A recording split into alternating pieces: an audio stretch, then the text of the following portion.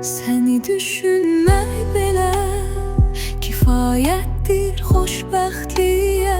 Gözlərim gülür yenə, ürəyim dincəlir səssizcə. Gecə düşəndə qaranlıq, adın olur işıq saçan.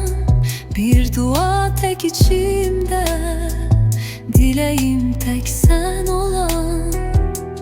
Kaş ki zaman dursa, seninle kalsa dünya. Her nefesle bir dua, sene çatsın her anda. Sen güzelsen, sanki yuhu, sonsuzlukta tek ışık sen oldun. Sen güzelsen, benim ruhum, her şeyim sen, bu hayatım oldun. Sen güzelsen, sanki yuhu, sonsuzlukta tek ışık sen oldun.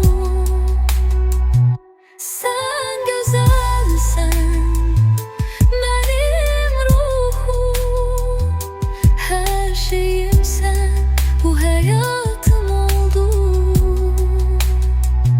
Sen güzelsen, sen güzelsen, sevginle nefes alırım.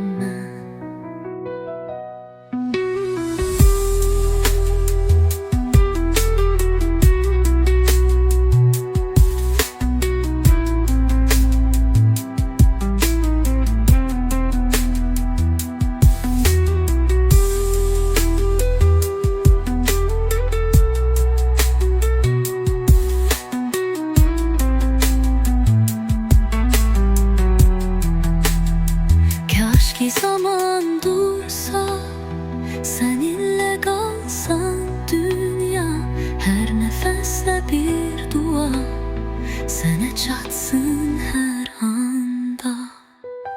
Kaş ki zaman dursa, seninle kalsa dünya.